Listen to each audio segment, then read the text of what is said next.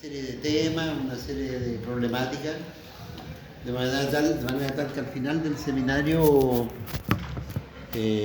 o tengamos acuerdo, pero todos salgamos con ideas más o menos claras sobre la relación entre tecnociencia y ética.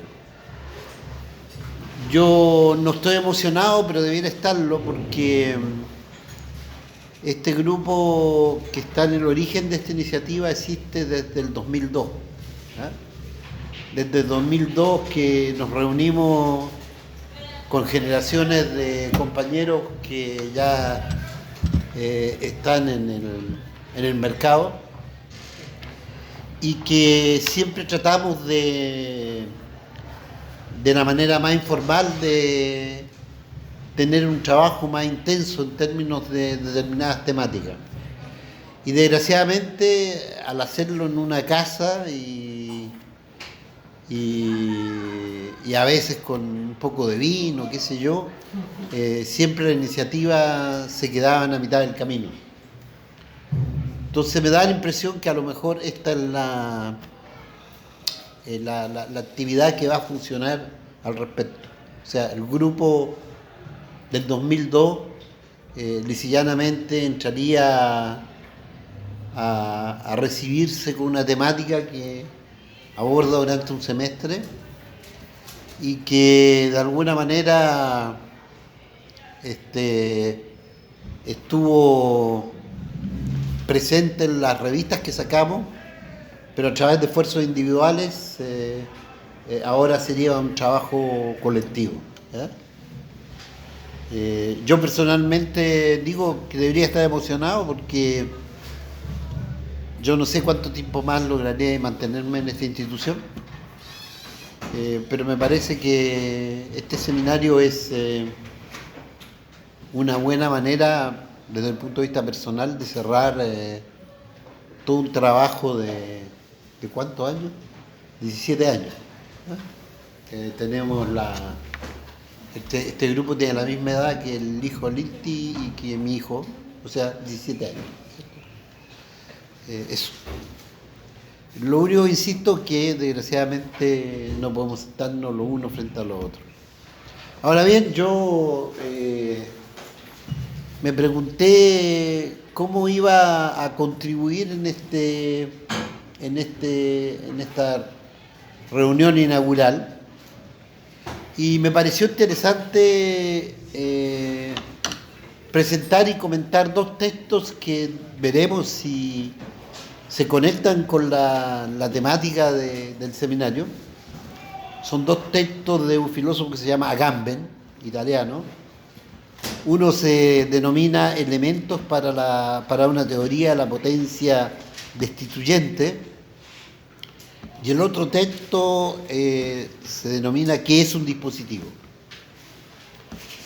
Ambos textos evidentemente estarán debidamente sazonados y salpicados por textos del Comité Invisible y eventualmente de Castoriadis, al que es bueno mantener a distancia, ya que sus comentarios podrían abrir un fuerte procedimiento crítico a alguna de las ideas que propone Agamben.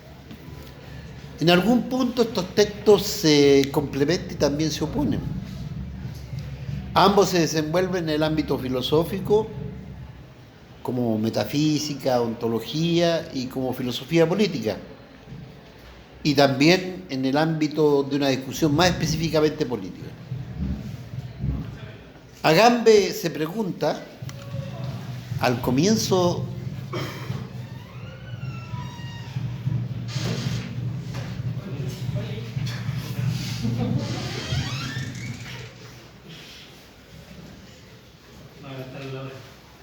bueno, hice una introducción, pero bueno, vuelvo a la introducción de estos textos. Dije que me pareció interesante inaugurar este seminario presentando y comentando dos textos de Agamben, un filósofo italiano. Uno se llama Elementos para una teoría de la potencia destituyente y el otro ¿Qué es un dispositivo? Y que de alguna manera voy a sazonar con textos del Comité Invisible. Yo creo que ambos textos se reenvían el uno a otro y por eso es interesante mantener a la cabeza el primero y cómo puede conectarse con el segundo.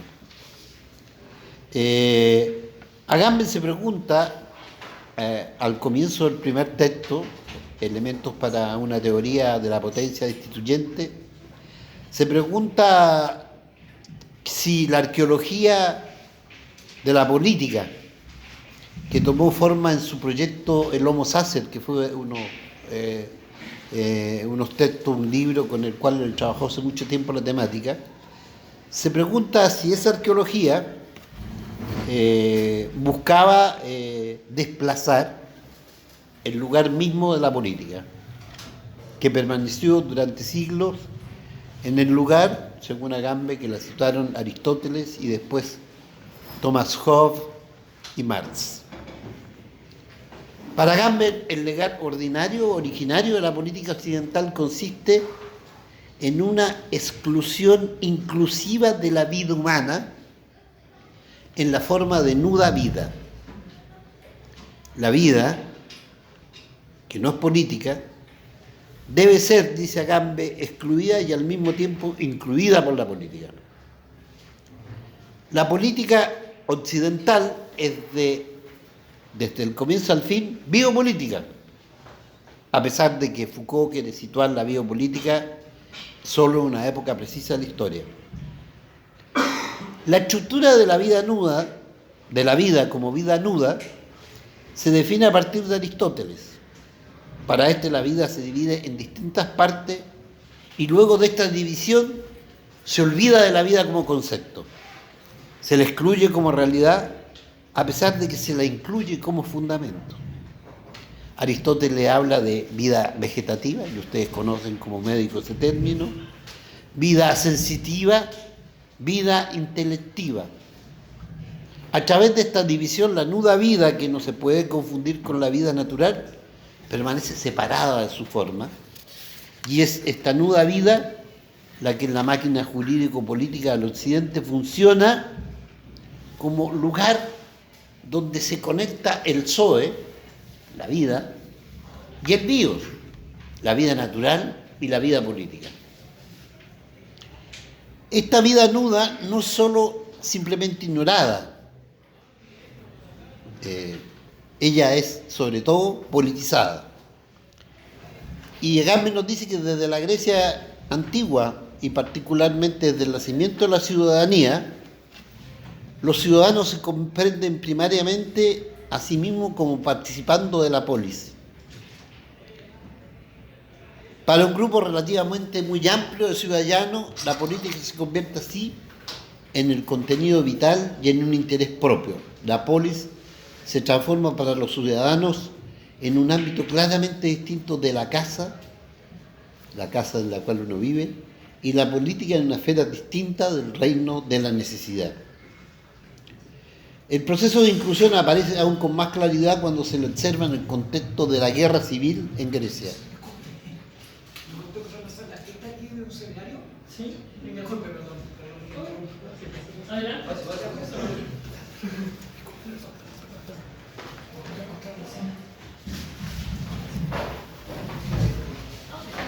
El proceso de inclusión aparece aún, ¿me van siguiendo, no? El proceso de inclusión aparece con más claridad cuando se le observa en el contexto de la guerra civil en Grecia. La tensión entre el oikos, la casa, y la polis se resuelve violentamente a través de la guerra civil. No participar en la guerra civil conduce a la expulsión de la polis, y quedar confinado en el oiko equivale a dejar la ciudadanía para ser reducido a la condición impolítica de lo privado.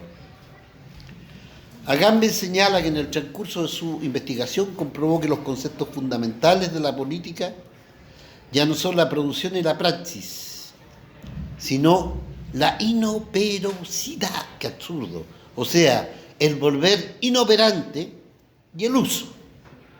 Uso y usar son términos que la modernidad invistió de un fuerte significado utilitario, transformando su sentido originario.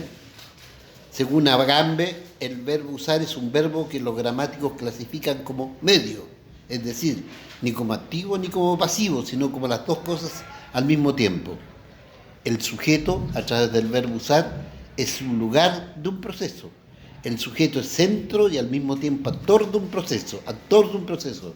Realiza algo que se realiza en él.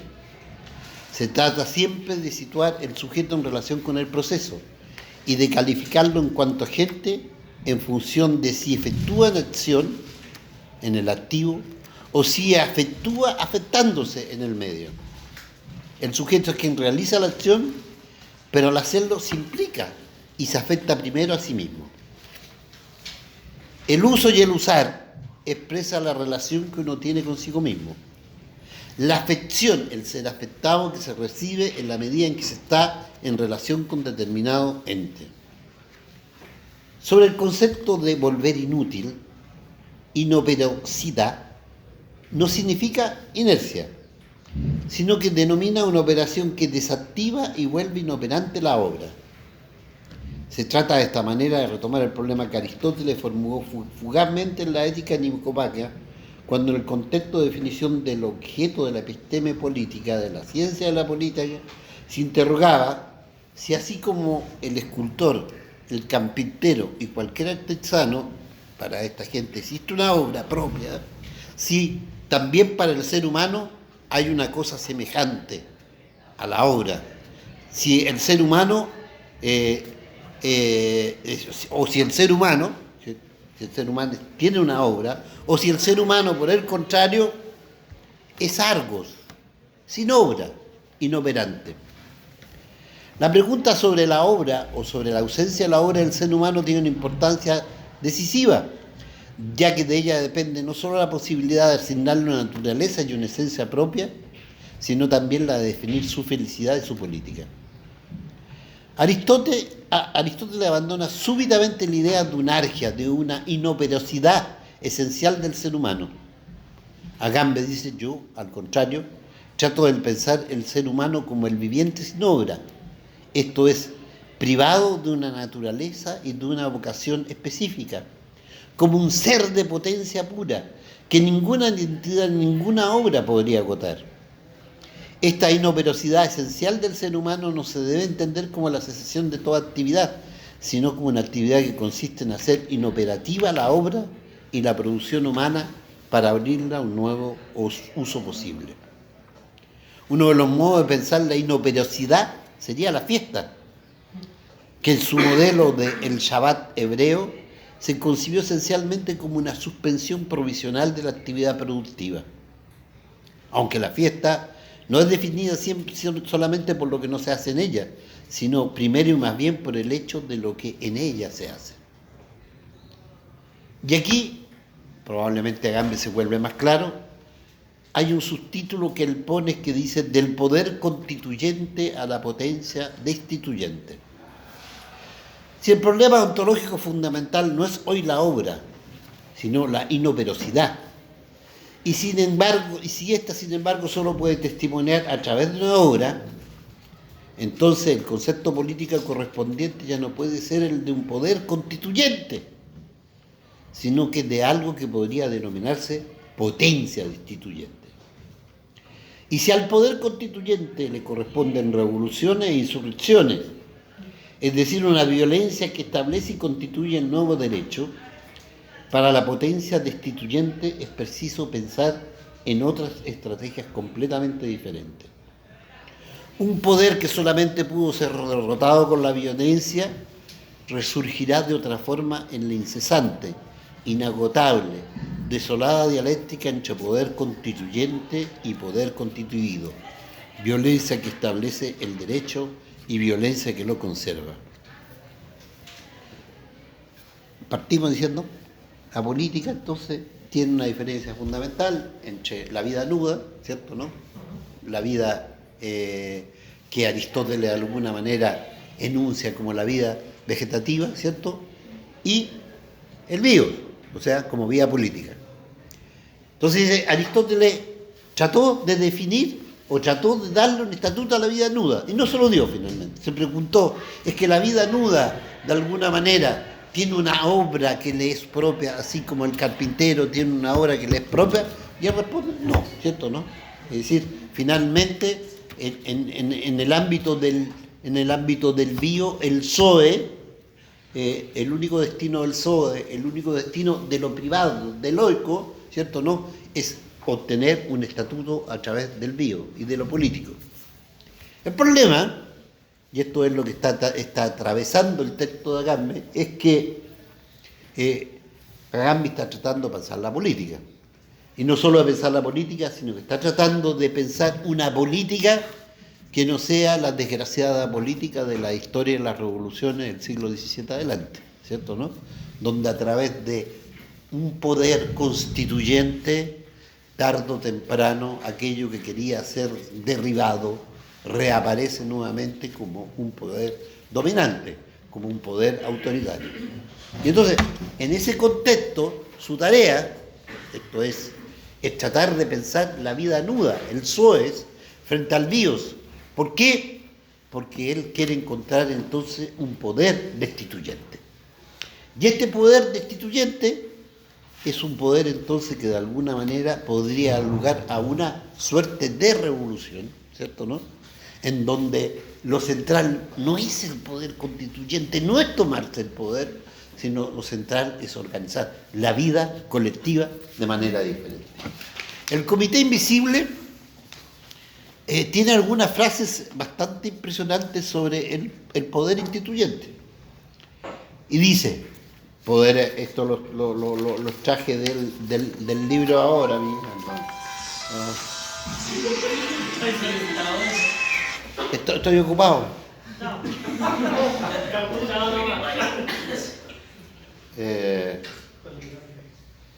Ya, mierda, ya. El Comité Invisible en el libro ahora dice: la gran malicia de la idea de institución es pretender que nos liberaría el reino de las pasiones, de las vicisitudes incontrolables de la existencia, que sería aún más allá de las pasiones cuando no es sino una de ellas, y ciertamente una de las más bórridas. La institución pretende ser un remedio a los hombres, en quienes decididamente no se puede confiar, pueblo dirigente, vecino, hermano desconocido. A través de su nombre y su lenguaje, lo que la institución promete es que una cosa, en este mundo de aquí, habría trascendido el tiempo, se habría sustraído del curso imprevisible del devenir, habría establecido un poco de eternidad palpable, un sentido unívoco. Todo este espejismo es el que se desvanece cuando estalla la revolución. Súbitamente, lo que parecía eterno se hunde en el tiempo como en un pozo sin fondo, pues detrás de la fachada de la institución lo que se trama es siempre algo más. El objetivo de la institución médica no es cuidar la salud de la gente, sino producir a los pacientes que justifiquen su existencia y una definición de la salud correspondiente. Nada nuevo por este lado, desde Iván Illich y su némesis médica. No es el fracaso de las instituciones sanitarias lo que hemos terminado por vivir en un mundo de extremo a extremo tóxico y que pone a todo el mundo enfermo. Es por el contrario su triunfo.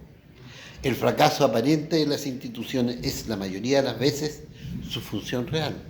Si la escuela generara repudio a aprender a los niños, si la escuela genera repudio a aprender a los niños, no es de manera fortuita. Ocurre que unos niños que tuvieran el gusto de aprender la volverían casi inútil. Idem para los sindicatos, cuyo objetivo no es manifiestamente la emancipación de los trabajadores, sino que la mantención de su condición. Y más adelante me van siguiendo, ¿no? ¿Ah? Dice, destituir en latín significa poner de pie aparte, erigir aisladamente, abandonar, apartar, dejar caer, suprimir, decepcionar, engañar, en donde la lógica constituyente viene a estrellarse contra el aparato del poder, cuyo control intenta tomar, una potencia destituyente se provoca más bien por escapársele, le retira toda posibilidad de dejarse tomar por él en la misma medida en que gana en toma sobre el mundo que al margen de él. Bueno, entonces, ya dije, es una destitución de este tipo que Walter Benjamin en el ensayo por una crítica de la violencia explicita. La destitución del poder y de sus obras es una tarea ardua, porque es en primer lugar y solamente en una forma de vida como puede ser afectada. Solo una forma de vida constitutiva, es constitutivamente destituyente. Forma de vida. Y aquí estamos en un punto que es radical y es fundamental si queremos enfrentar la relación entre tecnociencia y ética. ¿Qué es una forma de vida? Una forma de vida es una ética. ¿Ah? Como dice también el Comité Invisible, en otro lado dice muy bien, la expresión verdad ética, y esto es de a nuestros amigos, es para un moderno contradictoria, puesto que la verdad le corresponde a la ciencia, la cual por otra parte no tiene que ver con nuestras normas morales. Para un moderno, por un lado el mundo y por el otro los individuos. Para cruzar el precipicio, un lenguaje que debe describir adecuadamente un mundo. Pero el lenguaje, lejos de servir para describir el mundo, nos ayuda más bien a construir uno. Las verdades éticas no son verdades sobre el mundo, sino las verdades a partir de las cuales permanecemos en él. Son verdades que nos vinculan con nosotros mismos, con lo que nos rodea a unos con otros. Nos introducen a una vida en común, en principio, a una existencia no separada, que no tiene consideraciones por las paredes ilusorias de nuestro yo. Entonces, la institución del poder y sus obras es una tarea ardua. No es una tarea teórica, porque es principalmente, en primer lugar, en una forma de vida como puede ser efectuada esta institución. Solo una forma de vida es constitutivamente destituyente, terrible. Solo la emergencia de formas, de figuras éticas, son capaces entonces de convertirse en poder destituyente. Benjamín escribió una vez que no hay nada más anárquico que el orden burgués. Si esto es cierto, se comprende por qué el pensamiento que busca expresar la anarquía queda preso en la aporía y en contradicciones sin fin. La anarquía es lo que vuelve posible solo en el punto en que captamos y destituimos la anarquía del poder. Lo mismo vale para toda tentativa de pensar la anomía. Esta se vuelve accesible solamente a través de la exposición y de la destitución de la anomía que el derecho capturó dentro de sí a través del estado de excepción. En realidad, el poder funciona a través de la inclusión de la anarquía, de la anomía, de la inoperosidad. Como no es posible acceder directamente a estas dimensiones, es preciso exhibir primero la forma en la que son capturadas en el poder. Algo es exceptuado en el Estado y de este modo es politizado, pero para hacerlo es preciso que esto sea reducido al estado de la nudez. Nosotros, de la vida, solo conocemos la nuda vida. De la anomía no vemos más que el caos y el estado de excepción. De la anarquía solo conocemos la nuda guerra de todos contra todos. Cuando se quiere recuperar la vida, la anarquía, la anomía y la anemia en su verdad, es precisa, por lo tanto, liberarse antes de la forma que éstas recibieron en la excepción. Esto no es, sin embargo, solamente una labor teórica, solo puede ocurrir a través de una forma de vida. Por el término forma de vida entendemos una vida que nunca puede ser separada de su forma. Una vida en la que nunca es posible aislar algo como una nuda vida. Se trata, por lo tanto, de una vida en la que sus modos singulares, actos y procesos del vivir nunca son simplemente hechos, sino siempre y ante todo posibilidades de vida, siempre y ante todo potencia y potencia destituyente. Tikkun, dice Agamben, desarrolló esta definición en 3 tesis afirmando: 1. La unidad humana no es el cuerpo o el individuo, sino la forma de vida. 2. Cada cuerpo es afectado por su forma de vida como por un cliname, una atracción, un gusto. 3. Mi forma de vida no se relaciona con lo que soy, sino con cómo soy lo que soy. Aquí es necesario sustituir la ontología de la sustancia por una ontología del cómo, del modo o de la modalidad. Todos los seres vivos son en una forma de vida, pero no todos son una forma de vida. En el momento en que la forma de vida se constituye, esta destituye y hace inoperativa no solo toda forma singular de vida, sino ante todo el dispositivo que separa la vida de la nuda vida. O sea, uno se desprende de la ideología, se desprende de los discursos justificadores. Es solo viviendo una vida como una forma de vida que se puede identificar la inoperosidad, la capacidad de volver inútil todos los dispositivos al interior de los cuales nos hacen vivir. De este modo, la constitución de una forma de vida coincide íntegramente con la destitución de las condiciones sociales y biológicas en las que ésta se encuentra arrojada. La forma de vida es, en este sentido, la revocación de todas las vocaciones fácticas, disponiéndolas y tensionándolas en el interior del gesto mismo por el que se mantiene y demora en ella. Se comprende entonces la función esencial que la tradición occidental asignó a la vida contemplativa, a la teoría y a la inoperosidad. La praxis, la vida propiamente humana, es aquella que, haciendo inoperativamente las obras y las funciones específicas de lo viviente, las hace, por así decir, girar en el vacío, para de ese modo abrirlas a la posibilidad. Contemplación e inoperosidad son, en este sentido, los operadores de la antropogénesis, que al liberar al ser humano viviente de todo destino biológico y social y de todo objetivo predeterminado, lo dejan abierto para aquella particular ausencia de obra que estamos habituados a llamar política. Agamben comienza en el segundo texto, que es un dispositivo, afirmando que dispositivo resulta ser un término técnico decisivo del pensamiento de Foucault. Lo utiliza a menudo, aunque da su propia definición. En un texto en particular, Foucault se explica al respecto. Agamben resume este texto y señala que el dispositivo para Foucault es un conjunto heterogéneo que incluye virtualmente cualquier cosa, lingüístico y no lingüístico con igual título. El dispositivo en sí mismo es la red que se establece entre estos elementos. En segundo lugar, el dispositivo tiene siempre una función estratégica concreta y se inscribe siempre en una relación de poder. 3. Como tal, el dispositivo resulta de la intersección de relaciones de poder y de relaciones de saber. Nosotros hicimos un curso hoy día sobre la medicina nazi, ¿cierto? ¿No? Y de alguna manera tocamos esta historia del dispositivo, ¿eh?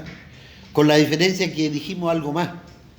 Dijimos que probablemente no es el dispositivo que está explicando lo que acontece en el contexto de la medicina nazi, sino que el conjunto de la sociedad que está reaccionando y que después alguien va a construir un discurso donde encontrará dispositivos, ¿ya? Pero al mismo tiempo nos parecía que esta idea de encontrar dispositivos antes de pasar por la historia era muy riesgoso, porque entonces habían conexiones que no estaban establecidas. Y si las conexiones no estaban establecidas, entonces no había comprensión. Y si no había comprensión, entonces no había potencia destituyente, ¿cierto? ¿No? Había simplemente reacción discursiva, reacción a lo mejor pasional. ¡Qué asco! Todos estos muertos, ¿cierto? ¿No? Chapoteando en la mierda y en la miseria, ¿cierto? En que convirtieron a los judíos y a todos los prisioneros en el quehacer de los nazis. No obstante, Agamben agrega que a fines de la década del 60, Foucault no usa el término dispositivo, sino aquel etimológicamente cercano de positivité, de positividad. Dice Agamben, tratando de entender de dónde venía la palabra dispositivo, encontré, dice, el término positividad, ya vamos a ver qué quiere decir, en el ensayo de Jean Hippolyte, de Introducción a la Filosofía de la Historia de Hegel, autor que Foucault define como su maestro. Según Hipólito, destino y positividad son dos conceptos clave del pensamiento hegeliano. El término positividad en Hegel juega un papel en la oposición entre religión natural y religión positiva. Mientras la religión natural concierne a la inmediata y general relación de la razón humana con lo divino, y ahí estamos de nuevo, en el dispositivo abstracto, ¿cierto? ¿No? En la posición entre la religión natural y la religión positiva. Mientras la religión natural concierne a la inmediata y general relación de la razón humana con los individuos, la religión positiva o histórica comprende el conjunto de las creencias, de las reglas y los ritos que en una cierta sociedad y en un cierto momento histórico son impuestos a los individuos del exterior. Una relación positiva, escribe Hegel, implica sentimientos que están impresos en las almas a través de una constricción y comportamiento que son el resultado de una relación de mando y obediencia y que son cumplidos sin un interés particular. Hipólito muestra cómo la oposición entre naturaleza y positividad corresponde en este sentido a la dialéctica entre libertad y constricción y entre razón y la historia.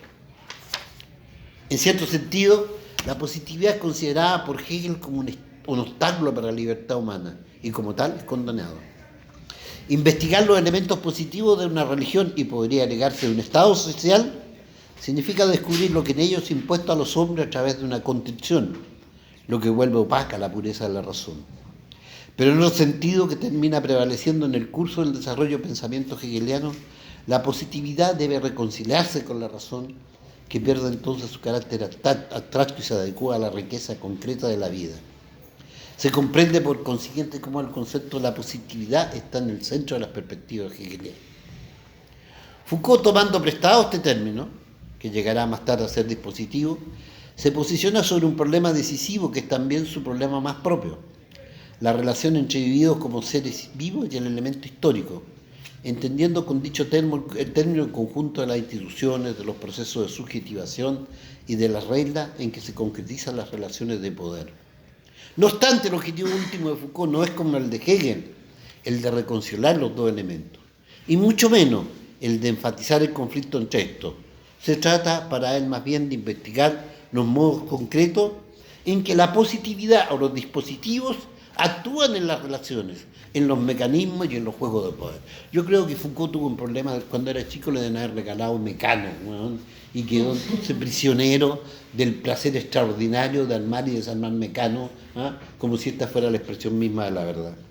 Agamben, luego de una disquisición sobre la teología, se pregunta, ahora bien, ¿cuál es la traducción de este término griego fundamental en los escritos de los padres latinos? Dice dispositio. El término dispositio, del cual deriva nuestro término dispositivo, viene por tanto a asumir en sí mismo toda la compleja esfera semántica de la oikonomía teológica. El término dispositivo nombra aquello en lo cual y a través de lo cual se realiza una pura actividad de gobierno sin fundamento alguno en el ser. Es por esto que los dispositivos deben siempre implicar un proceso de subjetivación, es decir, que deben producir su sujeto. Proceso de subjetivación. Vamos, porque vamos a ver qué pasa con la tecnología y los procesos de subjetivación. Y entonces, ¿qué pasa con la tecnología y los procesos de subjetivación? ¿Qué pasa con las tecnologías y entonces la potencia instituyente? En este punto, Agamben abandona el contexto de la filología foucauldiana en la cual nos hemos movido hasta ahora para situar los dispositivos en un nuevo contexto. Les propongo, dice Agamben, nada menos que una general y masiva participación de los asistentes en dos grandes grupos o clases. Por un lado, los seres vivos y por otro lado, los dispositivos, en los cuales los seres vivos son incesantemente capturados. Es decir, por un lado, para retomar la terminología de los teólogos, la ontología de las criaturas y por el otro, la oikonomía de los dispositivos que buscan gobernarla y guiarla hacia el bien. Llamaré dispositivo cualquier cosa que tenga de algún modo la capacidad de capturar, orientar, determinar, interceptar, modelar, controlar y asegurar los gestos, las conductas, las opiniones y los discursos de los seres vivos. No solamente entonces las cárceles, los manicomios, el panóptico, la escuela, la confesión, la fábrica, las disciplinas, cuya conexión con el poder es en cierto sentido evidente, sino también la pluma, la escritura, la literatura, la filosofía, la agricultura, el cigarro, la navegación, las computadoras, los teléfonos móviles y, por qué no, el lenguaje mismo, que es quizás el más antiguo de los dispositivos. Recapitulando, tendríamos así dos grandes clases, los seres vivos y los dispositivos. Y entre ambos, como tercero, los sujetos. Llamo sujetos, dice Agamben, a aquello que resulta de la relación, y por así decirlo, del cuerpo a cuerpo, entre los vivientes y los dispositivos. Naturalmente, la sustancia y los sujetos, como en la vieja metafísica, parecen coincidir, pero no por completo. En este sentido, por ejemplo, un mismo individuo, una misma sustancia, puede ser el lugar de múltiples procesos de subjetivación. El usuario de teléfonos móviles, el navegante de Internet, el escritor de relato, el apasionado del tango, el no global, etc. Al crecimiento ilimitado de los dispositivos en nuestro tiempo le corresponde así la proliferación igualmente ilimitada de los procesos de subjetivación. Esto puede producir la impresión de que la categoría de subjetividad en nuestro tiempo vacila y pierde consistencia. Pero se trata, para ser más preciso, no de una cancelación o superación, sino de una diseminación que lleva al extremo el aspecto de la identidad personal como una máscara. Probablemente no sería extraño definir la fase extrema del desarrollo del capitalismo que estamos viviendo como una gigantesca acumulación y proliferación de dispositivos. ¿De qué manera podemos entonces hacer frente a esta situación?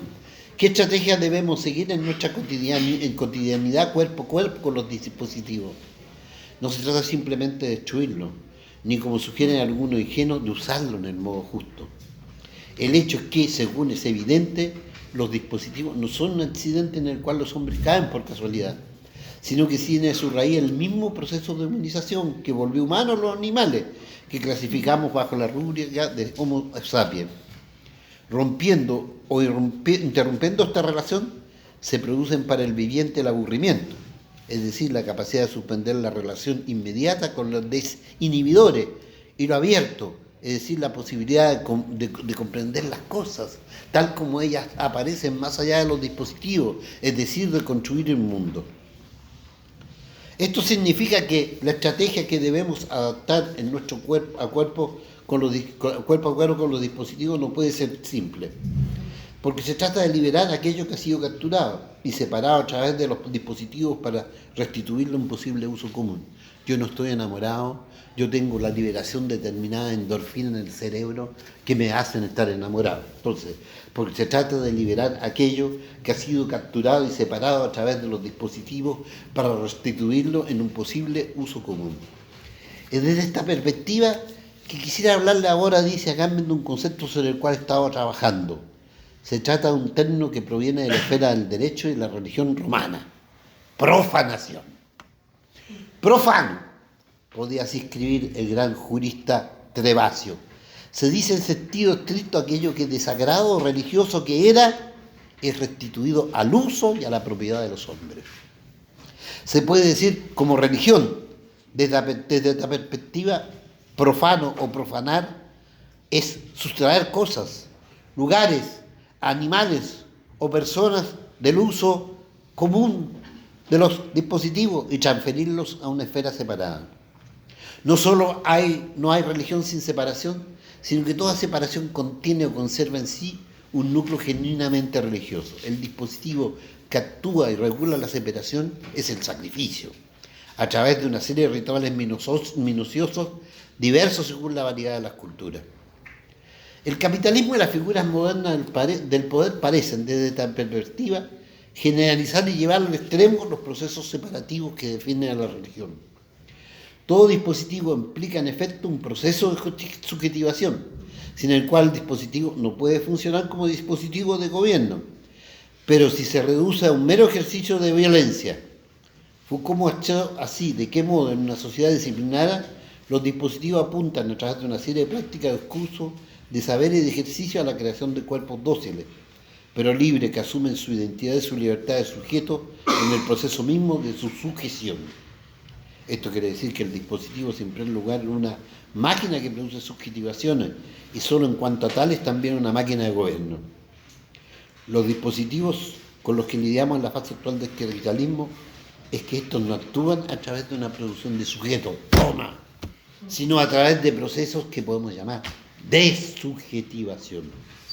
Lo que ahora adviene es el hecho de que procesos de subjetivación y procesos de desubjetivación parecen volverse recíprocamente indiferentes y no dan lugar a la recomposición de un nuevo sujeto, a no ser que de forma larvada y, por así decirlo, espectral.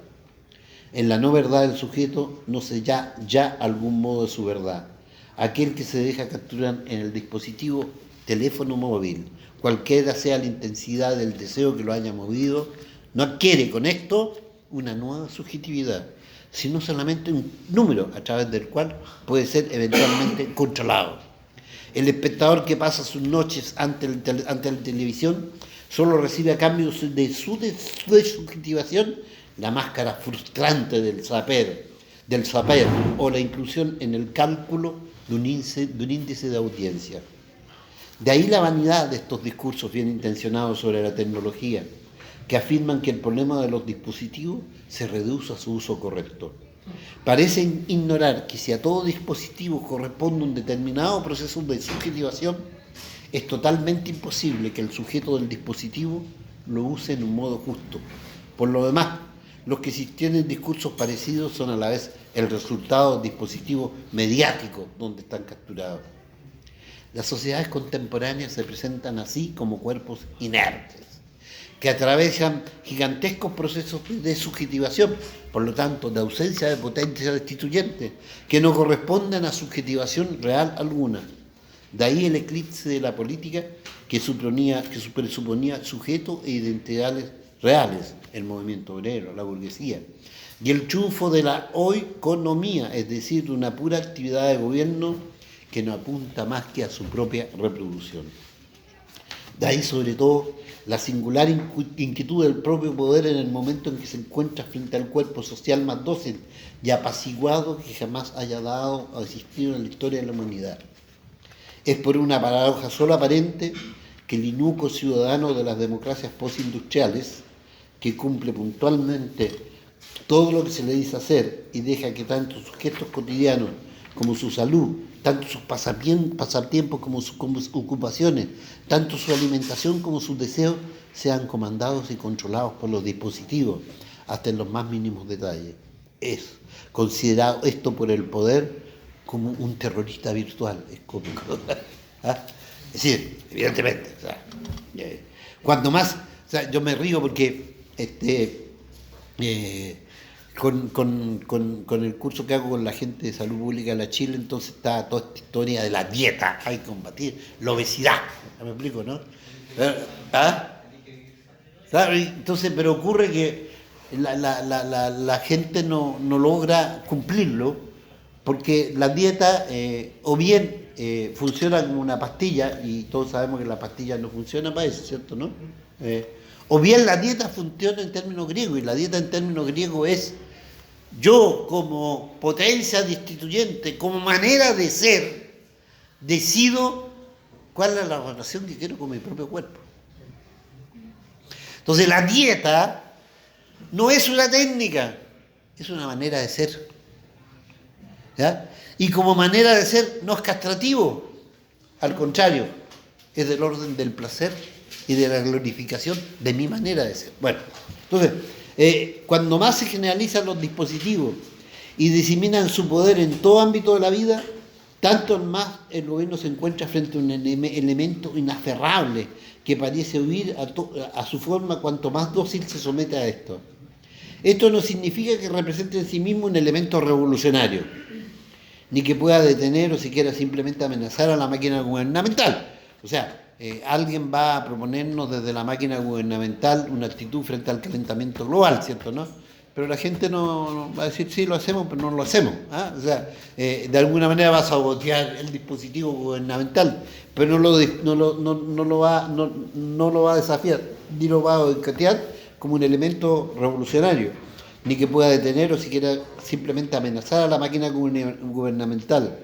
En el lugar del anunciado fin de la historia se asiste, de hecho, al incesante general en el vacío de la máquina, que en una suerte de inmensa parodia de la oikonomía teológica ha asumido encima suyo la herencia de un gobierno providencial del mundo que en lugar de salvarlo lo conduce a la catástrofe.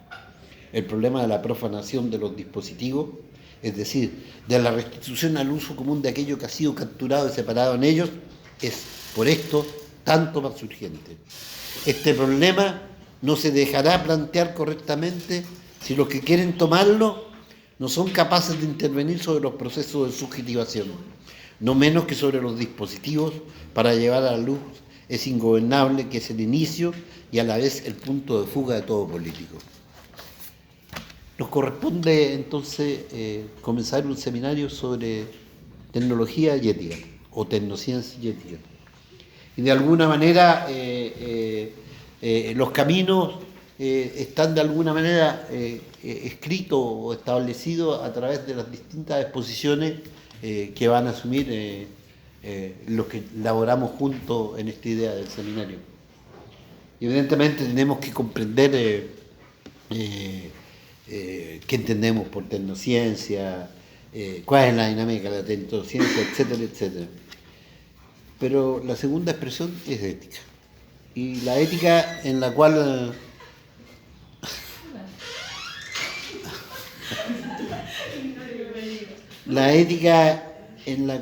nosotros nos inscribimos, y habría que decirlo más que nunca, es una ética en la cual no hemos sido aún capaces de explicitar nuestro pensamiento profundo.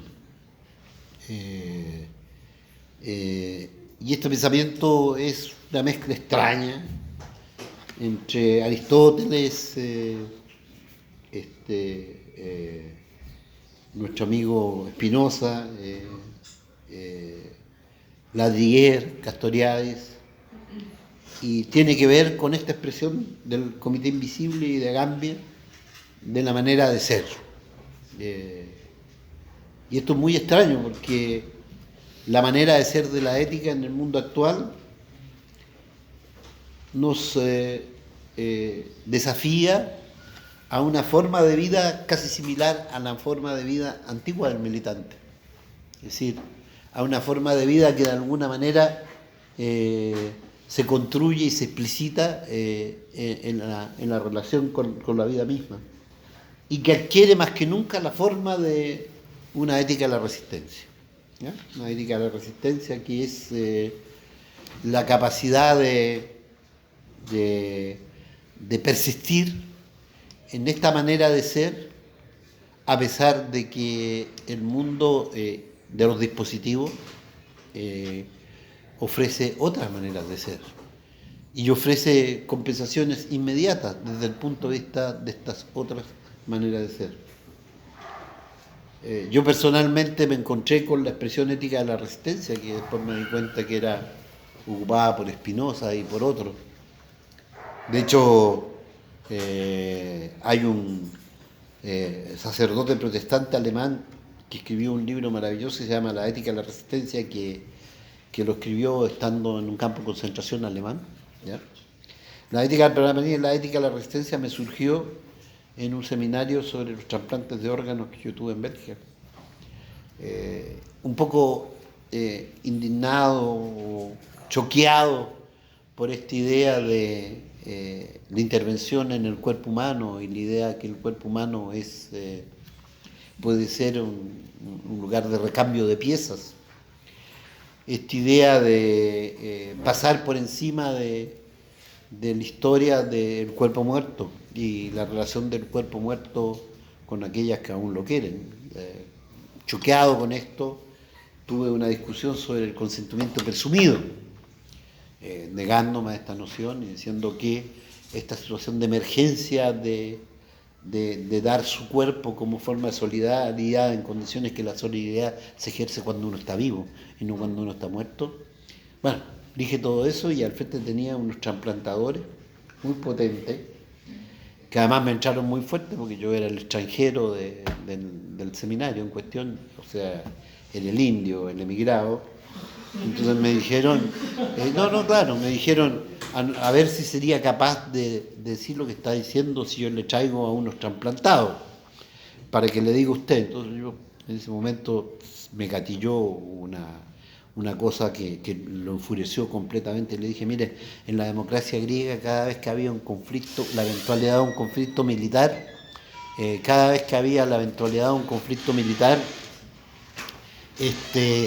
las poblaciones que estaban en la frontera donde iba a tener lugar en este conflicto militar eran excluidas en una primera parte de la discusión justamente por la noción de conflicto de interés. Entonces él se indignó y me dijo, ¿qué? ¿Usted quiere sacarme de la discusión? No dejarme discutir. No, por favor, no he dicho eso. Entonces me dijo, pero, a ver, si usted necesita un trasplante, ¿se lo haría? Yo, claro, ya con la pluma parada, no. Y si su hijo necesita un trasplante, ¿lo haría? Bueno, sí, lo haría. Entonces dije, bueno, está bien, atrapado por la fuerza de las circunstancias, pero la pluma para. ¿Ah? ¿Cierto, no? La pluma para. Expresiones como esta, se dobla pero no se quiebra. ¿Ah? Expresiones que uno puede utilizar, puedo hacer una sonrisa pero por adentro te estoy agarrando a putear. Es decir, esta idea de activamente ser capaz de mantener viva la lucha contra los dispositivos y la potencia destituyente. Bueno, es mi contribución al inicio de este seminario. Ahora, gracias. No. Es sin aplaudirlo.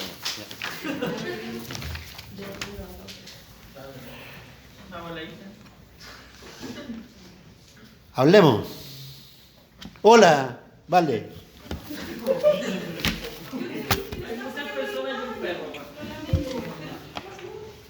Hola. Puta, ya nos están puteando. Ya, Inti.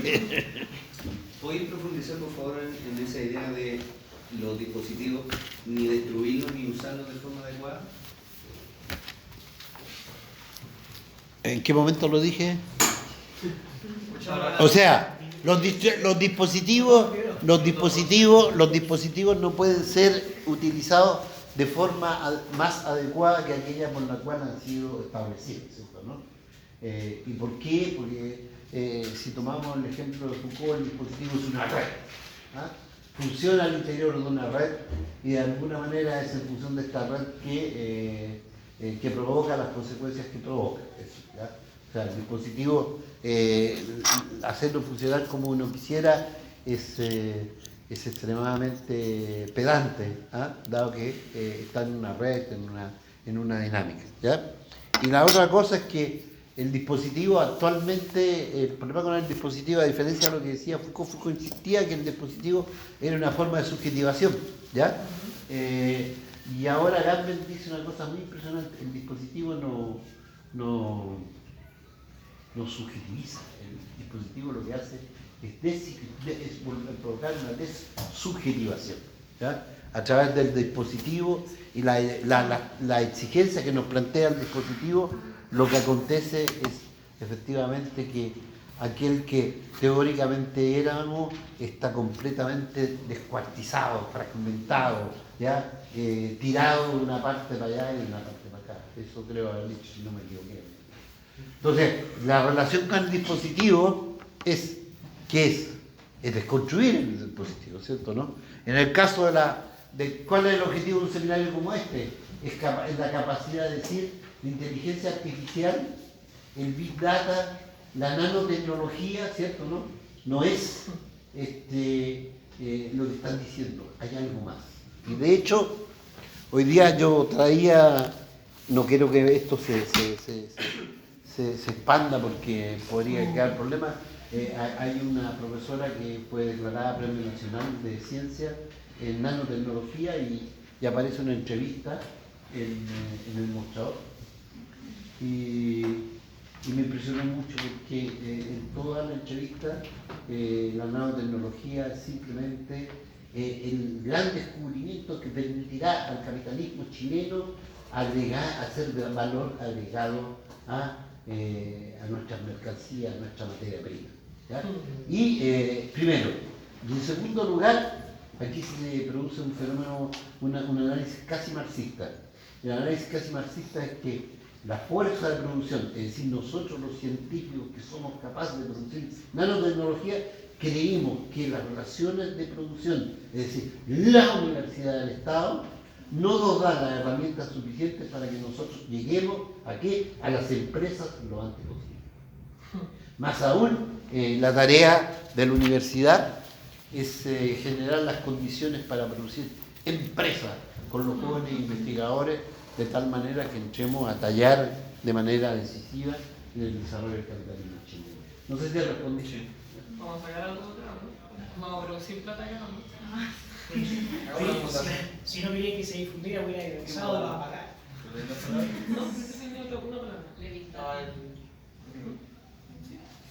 Me saltan varias dudas con todo lo que se dijo, se hacen millones de preguntas, pero voy a dar una nomás. ¿En qué medida el sistema político-económico imperante a nivel mundial, no solamente local, influye en la manera en que uno usa o se acerca o toma los dispositivos? O sea, el Comité Invisible dice en un momento determinado, ya no me acuerdo en qué obra, que la gracia o la fuerza del sistema capitalista profundizado por el neoliberalismo es que ya no hay nada afuera de esta sociedad. Ya no hay gente que esté, a lo mejor quedan algunos indios Yanomamo en la selva brasileña que se está quemando por culpa de Bolsonaro, pero estamos todos adentro y estamos todos funcionando en la lógica de este sistema. Y funcionando ahora de manera increíble, porque de manera inconsciente, cada vez que utilizamos estas herramientas, ¿cierto o no? El teléfono, internet, etcétera, etcétera, hay un mecanismo que está captando nuestros deseos, nuestras intenciones, para convertirlas en productos, ¿cierto o no? Para convertirlas en dispositivos, ¿ya? Entonces, bueno, lo que estamos viviendo es una generalización de las relaciones de producción, bueno, capitalista, a todos los niveles. Y de hecho, lo que estamos viviendo en Chile es sumamente cómico, porque es un poco lo que se está viviendo también en los países desarrollados, ¿ya? O sea, discúlpeme que le interrumpa. A ver si le puedo entender. Yo soy más cercano al lado científico, o sea, y esto me interesa justamente porque es lo que me complementa mi visión, por mi edad, me he acercado al malo, a esto otro.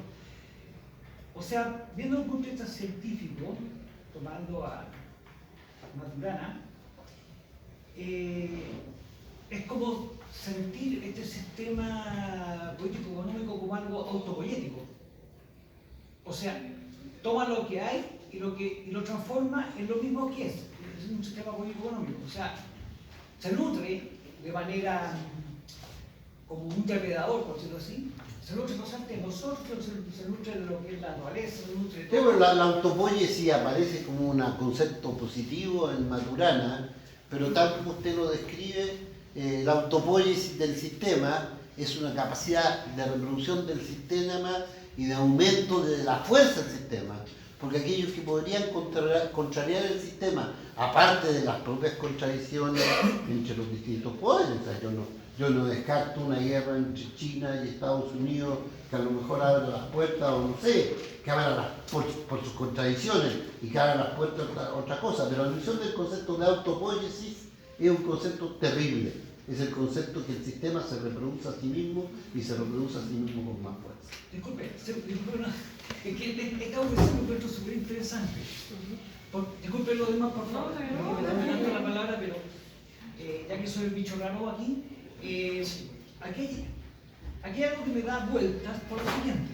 O sea, si mi organismo es autopoyético, no veo dónde está el defecto o lo malo. Pero si un macroorganismo a nivel mundial es autopoyético en un planeta, en un ente físico, hablemos del planeta, sí lo soy, el planeta, que tiene una capacidad limitada para producir bienes. O sea, en algún momento, ya lo estamos viendo, este sistema político económico al final se va a autofagocitar. O sea, va a llegar un momento en que ya no va a existir Amazon, no va a existir mares, hablando del sistema limpio. Bueno, es como la autopoiesis del organismo. Claro. Llega un momento en donde no somos capaces de homeostasia porque estamos viejos, ¿cierto? Nos casamos, Y es probable que lo mismo acontezca con la sociedad. Yo solamente le diría que yo fui discípulo de Cornelio Castoriadis, y Cornelio Castoriadis tuvo una gran pelea con Maturana. No con Maturana, como con Varela. Sí, con Francisco Varela, en donde él le dijo, mire, yo entiendo el concepto de autopoiesis, yo entiendo la relación de ese concepto de autopoiesis con el concepto de homeostasia, pero mi concepto de autonomía, le dijo Castoriadis, no tiene que ver con ese concepto de autopoiesis, porque lo propio del ser humano no es reproducir lo mismo, sino que es producir lo contrario. Porque el ser humano entonces está dotado de este poder instituyente o de esta capacidad imaginaria, ¿cierto o no? de efectivamente pegar santos, ¿no? O sea, pero no es sistema biológico, nada, no es un sentido social. Sistema biológico en el sentido que yo me alimento porque mi cuerpo me pide alimento y gracias a los alimentos que entra va sustituyendo las células o que se va adaptando y lo va perdiendo. Hasta ahí nomás, o sea, no quiero ir más allá, Sí, claro. porque tengo súper claro que, tomando una cosa que usted dijo, para mí la ciencia no busca la verdad. La ciencia lo que hace es proponer modelos para explicar ciertos hechos. Pero la ciencia no va a explicar el todo porque no es su meta. A partir de lo que dijo Isaac Newton, no es la meta de la ciencia eso. La meta de la ciencia es una cosa bastante puntual. A partir del próximo seminario vamos a empezar a abordar esas temáticas. Qué bueno. Ya, gracias. Gracias. De hecho, eso sale en varios momentos de la... Fue un spoiler. Hay una cosa que me parece, al menos en lo de la autopoiesis, que creo que hay varios autores que lo critican, porque este uso de la teoría de sistemas para interpretar la sociedad, donde por ejemplo la parte, volver a mi espacio, a donde me voy a hacer Big Data, la sociedad para alguna gente que existe una sociedad que se determina por flujos de información, que son flujos efectivamente autopoiéticos, donde al final se reconstruye la sociedad a sí misma. Pero la crítica está en cuando hay cosas que rompen, cosas que se desencajan con esta lógica. No solamente revoluciones o cosas así, sino que errores mismos del sistema. Y la capacidad de reintegrar eso a veces falla, y ahí es como la interpretación como de la autopoiesis se queda como limitada. En términos, efectivamente, pasando de lo biológico a lo social y a lo colectivo, que serían otros términos. Claro, es la crítica que hace Maturana a todos aquellos que han tomado el concepto autopoiesis que como Varela, lo único que hace es poder dar una explicación qué es lo que hace a un organismo que lo llamamos vivo. Sí. Entonces no podemos llamar vivo un sistema de un grupo social. A pesar que está constituido por seres vivos, no es un sistema vivo. ¿Por qué me entienden? O sea, por eso que, insisto, en la ciencia se busca algo más simple, entre comillas, porque nada es simple, se busca algo más simple, y él se enfoca solamente en máquinas vivas, como lo llaman ellos, ¿okay? a los seres biológicos, no va más allá. El principal crítico justamente de que haya extrapolado el concepto autopoiesis en muchas partes, el principal, digamos, crítico es Humberto Maturana, que dice que no es eso lo que él dijo. Entonces, él inmediatamente invalida a todos aquellos que han tomado el concepto de autopoiesis para allá a la política, a la economía, etc. Sergio, una consulta que respecto a la parte de los dispositivos. El dispositivo no solamente son los objetos técnicos, como mencionaste, sino que me acordé un poquito de las instituciones también, de la subjetivación y de las instituciones imaginarias. Pero existe, según tu planteamiento en este punto, una diferencia entre el mundo humano y el mundo natural, como una tensión entre eso y el dispositivo que daría entre medio. Bueno, en un momento dado Agamben dice que la vida humana es imposible sin dispositivos. ¿Ah? Y dice que, a diferencia de Foucault, que habla entonces de biopoder y de cuerpo construido en función del biopoder, Agamben piensa que desde el origen de la humanidad hay biopoder, ¿cierto? ¿No? Hay construcción de cuerpos, hay formas de subjetivación, ¿cierto? Hay formas de humanización. ¿Ah? De hecho, bueno, y que lo que sí es que en la época en que vivimos, ¿no? Esos dispositivos están completamente liberados de las obligaciones de lo natural e incluso lo humano. ¿Ah? Empiezan a funcionar a partir de una lógica que es propia. Ahora, esa lógica que es propia, yo creo, y vamos a verlo con los trabajos sobre Ladrier y los trabajos de Castoriadis y todo lo que sigue, que esa es muy parecida a lo que entiende con la tecnociencia. La tecnociencia y la ciencia, ¿cierto? No es que opere de manera pegada, por así decirlo, con la naturaleza. No se trata solo de interpretación, se trata de operación. ¿Ya? Y el conocer no es un conocer teórico, es un conocer práctico, ¿cierto? ¿No? ¿Ya? Y yo advengo en la naturaleza en la medida que me interesa utilizar la naturaleza, no en función del ser de la naturaleza, sino que mi capacidad operativa de haber creado dispositivos donde yo capturo aquello que la naturaleza me puede preguntar. Más aún, que a lo mejor no existe la naturaleza. O sea, el acelerador de partículas, ¿cierto? ¿No? Donde se trata del acelerador de partículas que me dice que la materia está constituida de tales y tales partículas, ¿cierto? ¿No? Para que la ciencia diga que estas son las partículas elementales, tengo que hacer un acelerador de partículas donde la materia se choca, los átomos se chocan a una velocidad que es inimaginable para el ser humano, de manera tal que en esa explosión ¡pah!, aparezca algo, ¿cierto? ¿No?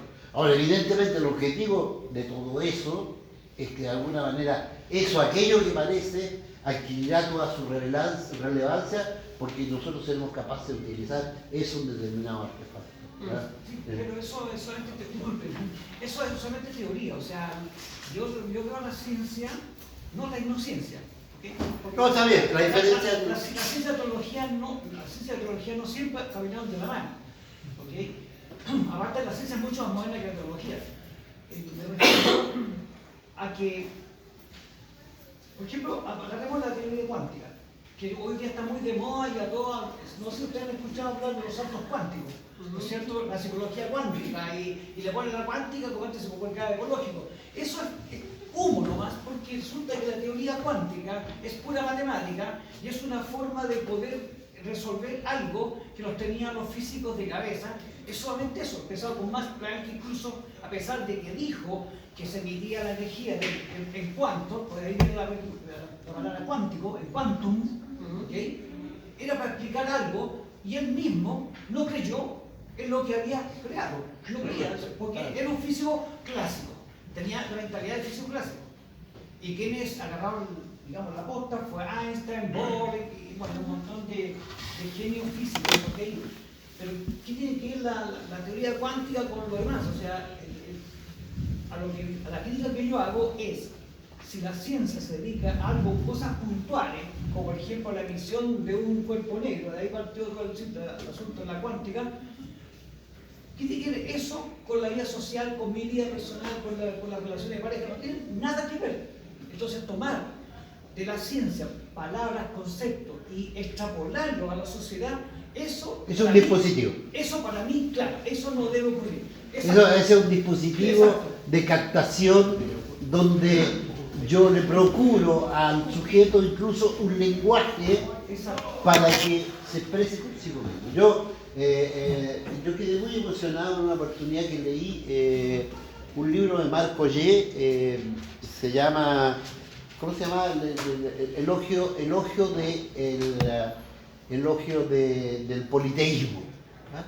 Elogio del politeísmo. Entonces, de este libro lo que yo obtuve es que las sociedades primitivas tienen 80.000 dioses, y esos 8.000 dioses son como un dispositivo gigantesco que permite al individuo pensar, ¿cierto? ¿No?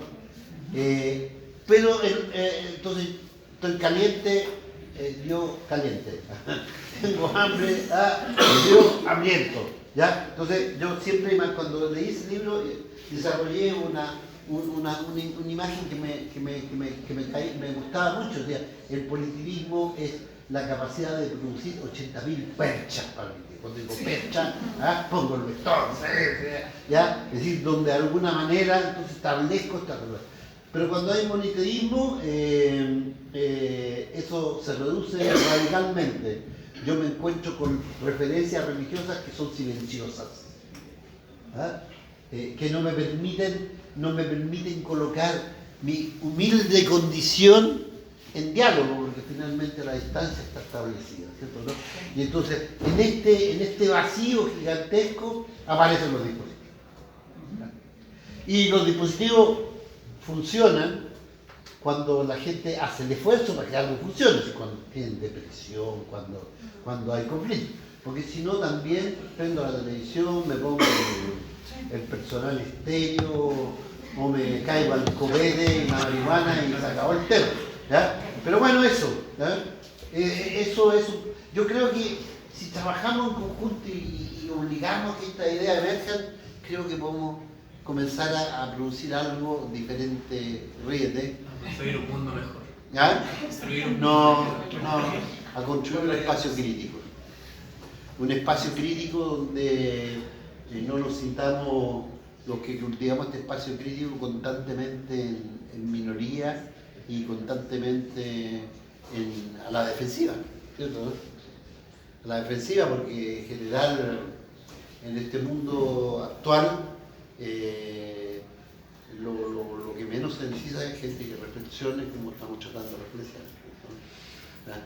Es el desafío de hoy en día, porque como nunca nuestra especie está en peligro gracias a nosotros, por responsabilidad nuestra, no es responsabilidad que cayó un meteoro o vino un planeta, se salió de su órbita y se acercó a la Tierra y por organización de gravedad que ahora la dejó un montón de terremotos. Simplemente acá en nuestra acción ciega, irresponsable, nos está llevando a una cosa, a una situación donde más se requiere justamente lo que estamos haciendo acá, o sea, pues eso vine, justamente porque me gusta conversar con gente que no piensan como yo.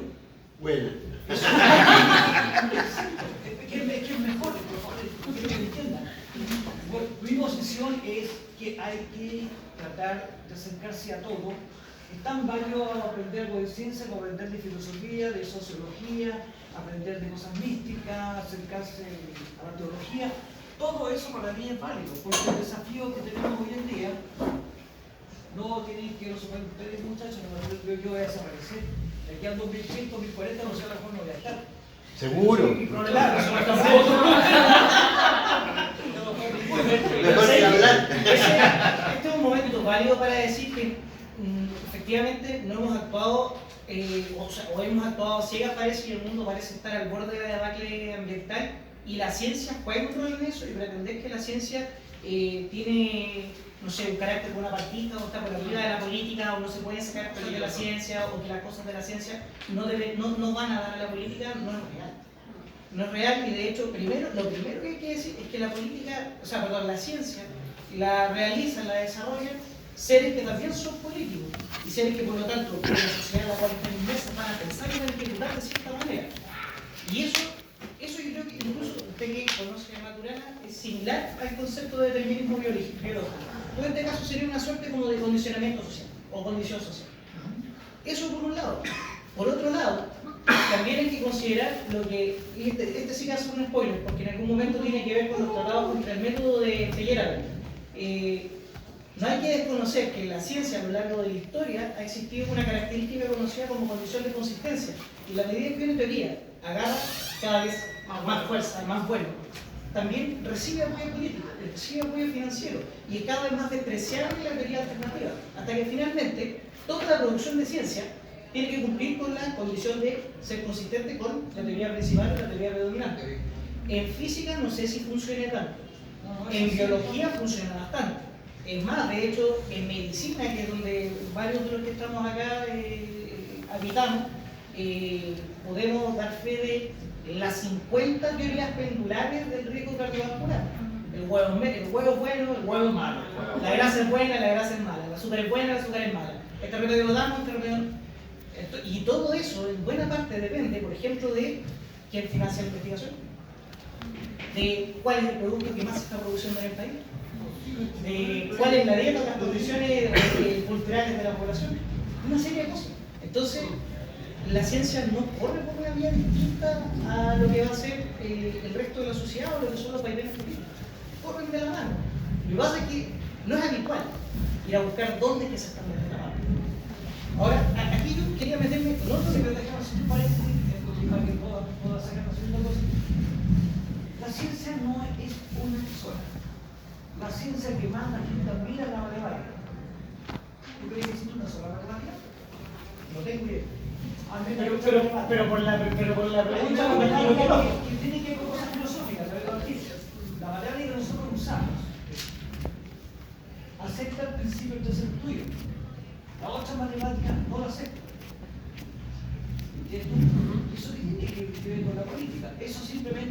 más filosófica. O sea, Y eso no es ¿yo político. creo en el tercero excluido o no creo? Bueno, la mayoría dice que sí, porque la matemática con el tercero excluido avanza mucho más que la matemática sin el tercero excluido. Como pasó también, por ejemplo, con la geometría. Geometría de Euclides el quinto postulado. Otros dijeron que no le creo el quinto postulado de Euclides.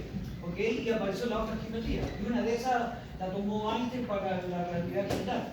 O sea, estoy de acuerdo contigo. Por ser yo un ser humano y si me gusta hacer por la ciencia, me gusta mucho la matemática, obviamente soy un ser político, por tanto, mi inclinación, en este caso, por ejemplo, me gusta más la matemática impresionista que no acepta el tesoro tuyo. Y eso es, no puedo ser blanco negro. O sea, hay más opciones.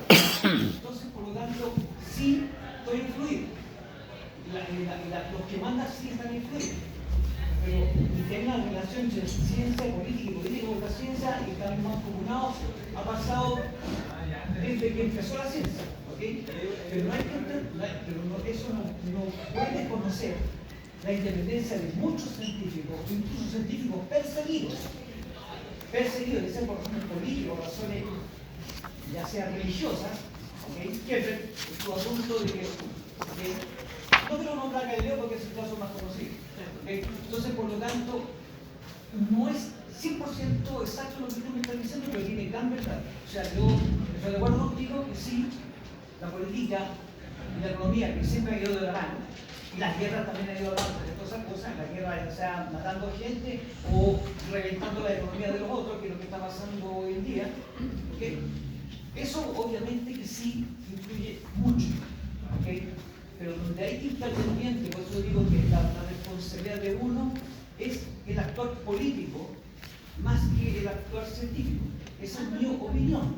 ¿Okay? Puedo estar hiper equivocado, puedo estar diciendo una barbaridad, una estupidez de un que deberían encerrarme en el manicomio. ¿Okay? Pero por lo menos mi experiencia de vida me dice, si yo no actúo como ser político y me encierro a resolver ecuaciones diferenciales y lo disfruto y que lo he hecho muchas veces, eso no invalida mi responsabilidad que tengo como ser social. Por mucho que esté encerrado y yo no tengo culpa de nada de lo que está pasando. Es imposible. El salirme de la política es la peor política. Yo estoy aceptando lo que ya está. Ahora, yo quería... No, espere. No, es que lo que pasa es que me quedé con la segunda patita de otra cosa, que tiene que ver con lo que hablabas en algún momento sobre exclusión inclusiva, que también es un concepto que sale constantemente en lo que sería, y que de alguna manera tiene un paralelismo con el paso de lo que son dispositivos disciplinarios a lo que va a ser después una sociedad de control, que tiene relación también con cómo funciona la cibernética. Y hay un ejemplo en biología que es súper bueno, que tiene que ver con, voy a hablar de una de mis grandes pasiones, de la caca. Porque ya vamos a ver Y los trasplantes de que nunca han escuchado sobre los trasplantes de caca, ¿cierto? Que son un mecanismo que se está estudiando hoy en día, una herramienta para poder trabajar distintas enfermedades inflamatorias. Resulta que cuando algunos jóvenes empiezan a estudiar la proporción de bacterias de la biota intestinal para ver cuál es la proporción adecuada que favorezca un control metabólico en una persona, distintos científicos en distintos lugares empezaron a plantear que la proporción entre, no sé, firmicútica y bacterias es tal por ciento, o este por ciento, y llegó un hueón y dijo, no me acuerdo del apellido, dijo, estamos puro hueveando. Lo que tenemos que hacer no es medir la cantidad de individuos por especie, lo que tenemos que hacer es medir los niveles o las cantidades de genes, independiente de la especie. Y esa cuestión significó un giro extraordinario en la comprensión de lo que era el estudio de la caca. En el estudio de lo que era y ahí pasó entonces a hablarse de bioma intestinal, no de biota. Y ahora sí, y esa cuestión es como la vanguardia dentro de la investigación, hablar de biomas. Y que esa cuestión de alguna manera tiene cierta relación con lo que va a ser la desubjetivación.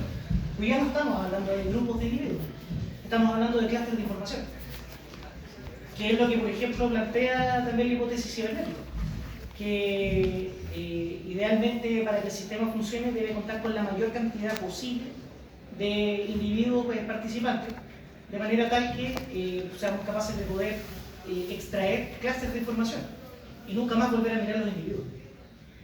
Entiendo que el proceso de exclusión inclusiva pasa por eso, ¿no? Claro, es una buena manera de entenderlo.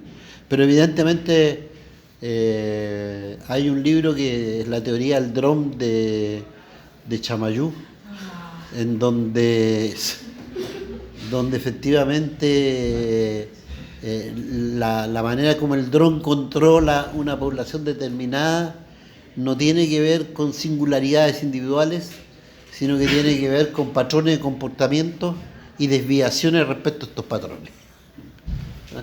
Entonces el control se centraliza en un momento determinado cuando el dron dice, va, este tipo, este sujeto siempre sale al trabajo, vuelve, va a comprar pan, va, ¿y qué pasa con que este individuo ya no dobla a la derecha, sino que dobla a la izquierda? Dice, bueno, eso, ¿ya? Es efectivamente no es ya el individuo, sino que la desviación respecto de determinadas magnitudes. Bueno, señores, hemos llegado. Yo estoy feliz, espero que tengamos esta misma presencia y probablemente yo hablé mucho, hay que hablar un poquito menos para dejar más tiempo para la discusión. ¿Sí? Pero yo quisiera decir que esta primera jornada me deja en estado de sueño, ¿eh? O sea, no de sueño que me estoy quedando dormido, sino que esto se parece a un sueño, así que yo aplaudiría.